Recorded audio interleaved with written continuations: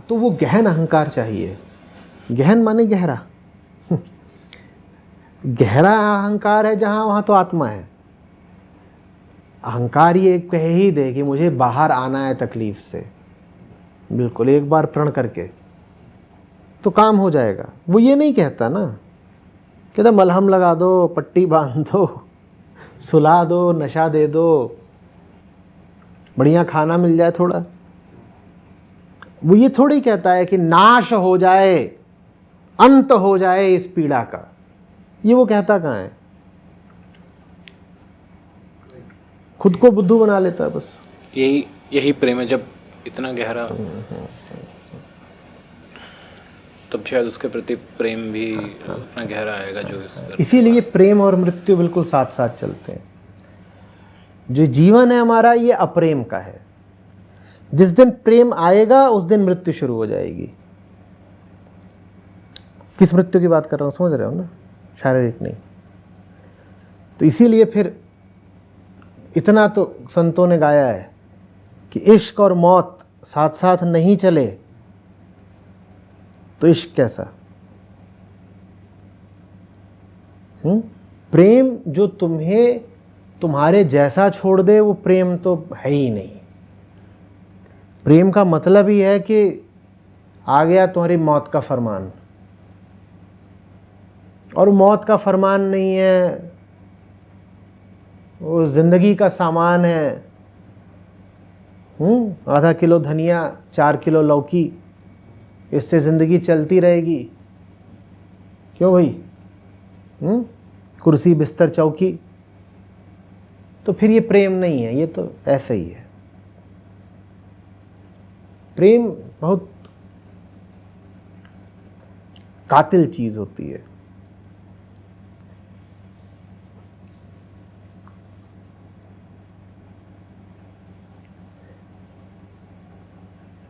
जो स्वयं से प्रेम करेगा, स्वयं के प्रति संवेदना रखेगा, वो स्वयं को अंत की तरफ ले जाएगा। और जो अपने ही प्रति सहानुभूति नहीं रखता, वो अपने आप को जैसा है वैसा बचाए रखेगा, अधिक से अधिक ऊपर ऊपर कुछ लिपापोती कर लेगा।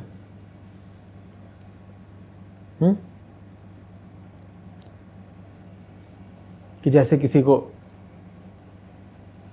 हड्डी का कैंसर हो और वो अपनी खाल पर तेल मले, कि कैसे जिस किसी की दांत की जड़ सड़ गई हो और वो बार बार माउथ वॉश करे। ये हमारा कॉन्सेप्ट है प्रेम का। समझ में आ रही है बात? कि जल रही है तुम्हारी खाल क्योंकि तुमको त्वचा का कैंसर हो गया है, तो तुम्हारा प्रेमी आके क्या कर रहा है? ऊपर ऊपर कोई लोशन मल दिया, कुछ तेल मल दिया कि आराम आ जाएगा, सो जाएगा।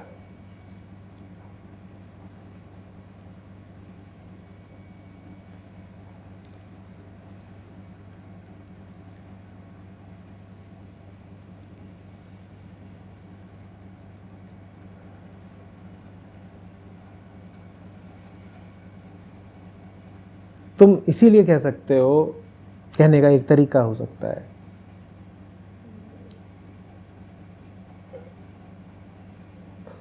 कि ये दुनिया अप्रेम से चल रही है। जब तक अप्रेम है तब तक संसार है। The world is लवलेसनेस।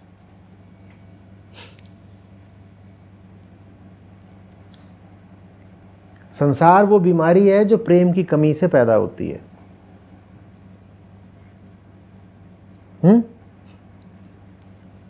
और कुछ मूर्ख कहते हैं कि प्यार से बच्चे पैदा होते हैं। नहीं, उल्टा है। संसार ही पूरा किससे आता है? अप्रेम से। क्योंकि प्रेम जब आ गया तो अहम मिटेगा, अहम मिटा तो क्या मिटेगा साथ में? संसार मिटेगा। संसार जैसा तुम्हें प्रतीत होता है, जैसा चल रहा है, वैसा वो है ही प्रेम की कमी की वजह से। प्रेम आया नहीं कि सब साफ।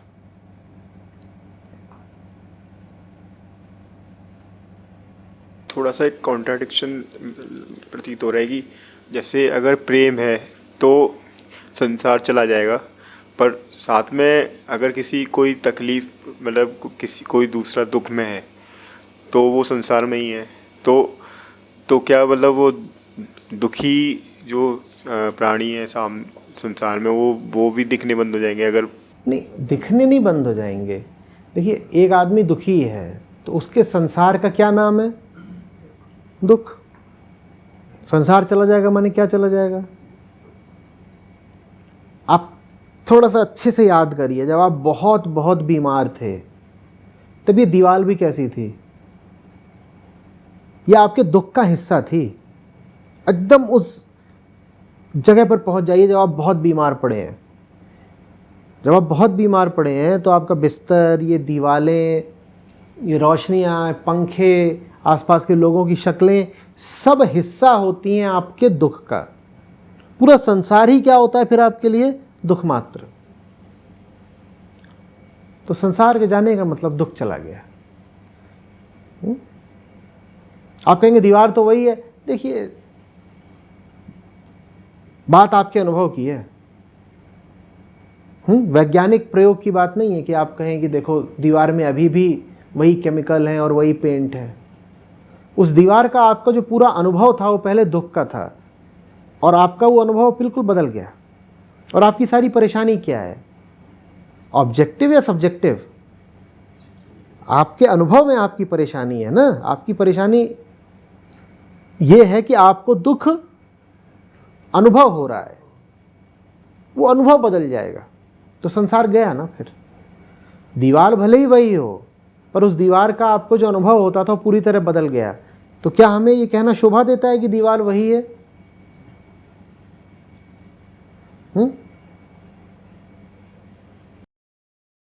तो अगर मैं इंटरप्रेट कर रहा हूँ कि कोई इंसान या कोई इंसान दुखी है, मतलब जो मेरे आसपास कोई इंसान जो दुखी है, तो वो मेरा इंटरप्रिटेशन है, वो उसके बाद वो चेंज हो जाएगा। मतलब अगर संसार चला जाएगा तब ऐसा नहीं, आप में है वो तकलीफ या उसमें है, उस दुखी व्यक्ति में? दूसरे दुखी व्यक्ति में तकलीफ है, और हाँ, तो जब उसमें उसकी तकलीफ हट जाएगी तो आपको जैसे दिखता है वो चीज़ बदल जाएगी। जब उसकी तकलीफ हट जाएगी तो वो आपको जैसे देखता है वो दृष्टि बदल जाएगी। क्योंकि एक दुखी व्यक्ति के सब संबंध भी क्या हैं? उसके दुख का ही रूप है। जब उस दुखी व्यक्ति का जो दुखी अंतस है वो मिटेगा तो उसके संबंधों में भी जो दुख का आधार है वो भी हटेगा। तो उसके सारे संबंध बदल जाएंगे, उसका पूरा संसार बदल जाएगा। पर उसका जैसे मेरे से अगर संबंध है कोई, तो और डायरेक्टली मैं कुछ नहीं कर पाता उसके लिए, तो फिर मतलब क्या तरीका है? मतलब जैसे तो मतलब जैसे जो अपनी मंजिल है उस पे चलते रहने से ही मतलब वो सच मौके तलाशते रहने होंगे। मौके तलाशते रहने होंगे। सब्र और बेसब्री एक साथ चाहिए।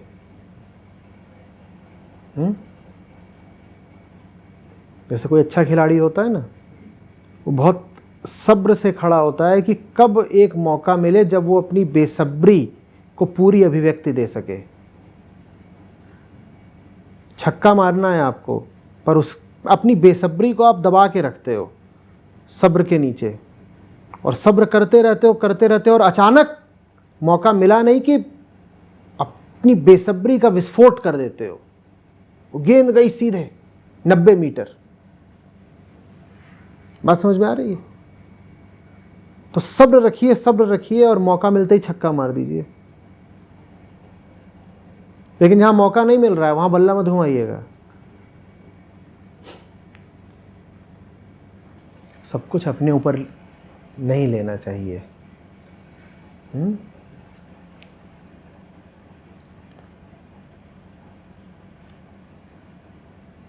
सब कुछ अपने ऊपर ले लेने के बाद भी याद रखना चाहिए कि हमारी व्यक्तिगत सामर्थ्य बस इतनी सी ही है।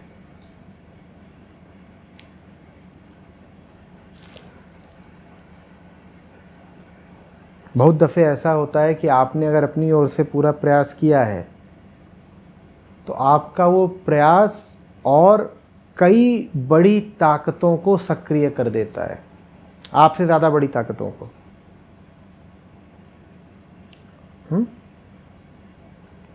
आप अपनी ओर से जो अधिकतम कर सकते हो करिए, बाकी दूसरी बड़ी ताकतों पर छोड़ दीजिए। जो हर्ट का मोमेंटम होता है या फिर किसी भी मनोस्थिति का मोमेंटम होता है, उसको फैक्चुअली जल्दी से जल्दी देखकर तोड़ देने का क्या तरीका है? क्योंकि एक समय के बाद तो वो टूट जाती है, वो धीरे धीरे जिस किसी ने तुमको बहुत जोर से झाड़ा, बर्गर खा रहा है तू, दादी मर रही है वहां पर, उसने तुमको उस पल कुछ याद दिला दिया ना। जो चीज़ याद दिलाई गई वो तुम्हारे लिए बहुत बड़ी होनी चाहिए। उसके आगे तुम्हारा जो व्यक्तिगत आहत होने का भाव है वो बहुत छोटा होना चाहिए। जिसने तुम्हें डांटा, उसने तुम्हें आहत करा, ठीक, लेकिन आहत करने से भी पहले उसने तुम्हें क्या याद दिला दिया? दादी मर रही है तो उसके लिए दवा लेने आया था। अब ये बात तुम्हारे लिए बहुत बड़ी होनी चाहिए। तुम्हारी अपनी चोट उसके सामने बहुत छोटी बात है। तुम तो उसकी डांट पूरी होने का भी इंतजार नहीं कर सकते। वो तुम्हें डांटता जा रहा है, तुम भाग दोगे क्योंकि तुम्हें याद आ गया, उसने याद दिला दिया। क्या? दादी मर रही है। अब वो तुम्हें डांटता जा रहा है पीछे से। तुम्हारे पास ये तो छोड़ो कि आहत होने का वक्त है, तुम्हारे पास तो डांट पूरी सुनने का भी वक्त नहीं है। तुम भाग दोगे। देखो, उपचार तो एक ही है, प्रेम और समर्पण।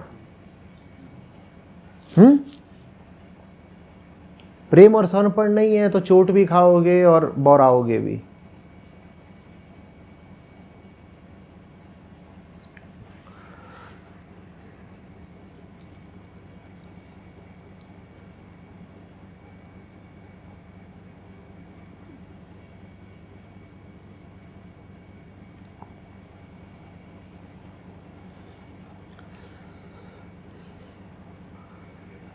बाइक बन जाओ, बाइक। किक पड़ेगी तो दौड़ लगा दूंगा।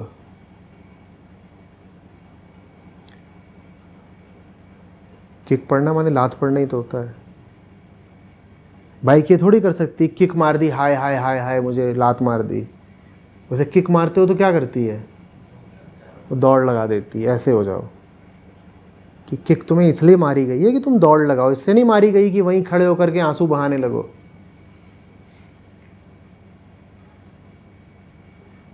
कुछ याद आ जाना चाहिए।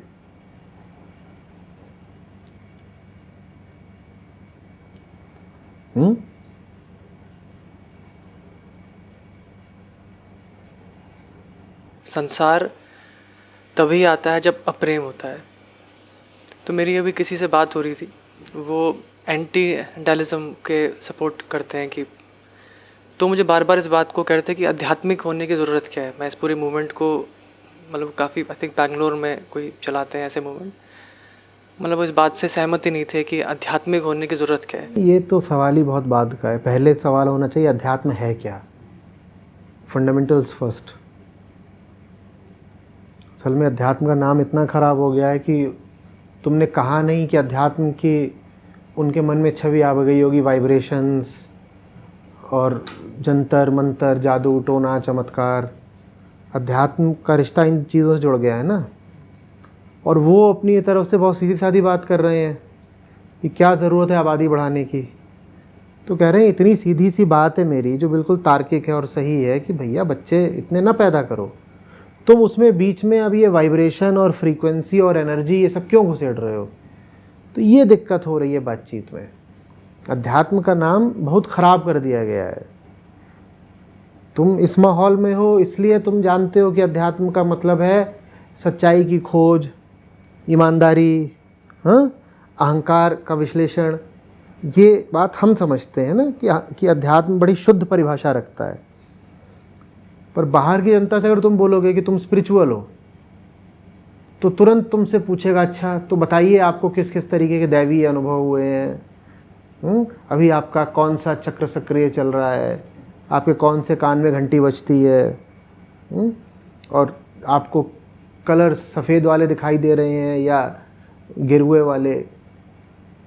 तो इन सब बेवकूफ़ियों के कारण अध्यात्म का नाम बहुत ख़राब हुआ है। पर अगर मुझे अभी आपकी बात समझ में आई कि अगर बिना इस बात को समझे कि संसार का कारण ही है कि अप्रेम, तो ये मूवमेंट भी, तो मैंने उनको एग्जैक्टली वो ये समझाना चाह रहा था कि जो आप मूवमेंट चला भी रहे हैं, जैसे अभी आपने, अब मुझे ज़्यादा स्पष्ट बात हुई कि संसार कैसे अप्रेम से आता है। तो इवन अगर वो मूवमेंट चला भी रहे हैं तो ये काफ़ी लंबा नहीं चल सकता, मतलब आप तर्क के ऊपर कितना लंबा इसको खींचेंगे। हाँ, तो जब उनमें भी प्रेम आएगा अपने मूवमेंट के प्रति तो उन्हें दिखाई देगा कि इस मूवमेंट को ही और चलाने के लिए उनको आध्यात्मिक होना पड़ेगा। भैया आप एक अच्छा काम करना चाहते हैं और वो अच्छा काम दूर तक जाए, इसकी शर्त ही यही है कि आप जीवन को गहराई से समझें। तो आप जीवन को गहराई से समझना चाहेंगे या नहीं? अपने अभियान की खातिर आपका जो भी मिशन है, अगर उसकी अनिवार्यता, उसकी रिक्वायरमेंट ही यही बन गई है कि जीवन को समझो तभी तुम्हारा मिशन आगे बढ़ेगा, तो तुम्हें झक मार के जीवन को समझना पड़ेगा ना। तो यही बात है अध्यात्म की कि तुम ज़िंदगी में अगर कोई भी काम बहुत आगे तक ले जाना चाहते हो, तुम्हें अपने काम से बहुत प्यार है, तो तुम पाओगे कि तुम्हें आध्यात्मिक होना ही पड़ेगा। कोई भी काम, अच्छा काम, एक बिंदु से आगे नहीं जा पाएगा अगर उसमें आध्यात्मिक स्पष्टता नहीं है, वो अटक जाएगा। चाहे वो वीगनिज़म हो, चाहे एंटी इंटेलिज्म हो, चाहे एंटी क्रुएल्टी मूवमेंट्स हो, चाहे इक्वालिटी मूवमेंट्स हो, जितने भी तथाकथित अच्छे काम हो रहे हैं दुनिया में, हाँ, चाहे क्लाइमेट एक्टिविज़म हो, वो सब एक बिंदु पर जाकर कुछ हो जाएगा, कुछ प्रगति कर लेंगे वो, पर एक जगह पे जाके वो रुक जाएंगे अगर उनके पास आध्यात्मिक आधार और आध्यात्मिक स्पष्टता नहीं है।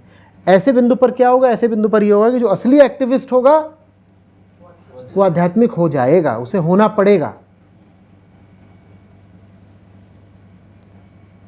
और जो नकली एक्टिविस्ट होगा वो कहेगा नहीं साहब, भले ही मेरा मिशन आगे ना बढ़ता हो पर स्पिरिचुअलिटी से तो मुझे डर लगता है। वो फिर जहाँ तक पहुँच गया है वहीं पहुँचने में अपने आप को संतुष्ट कर लेगा।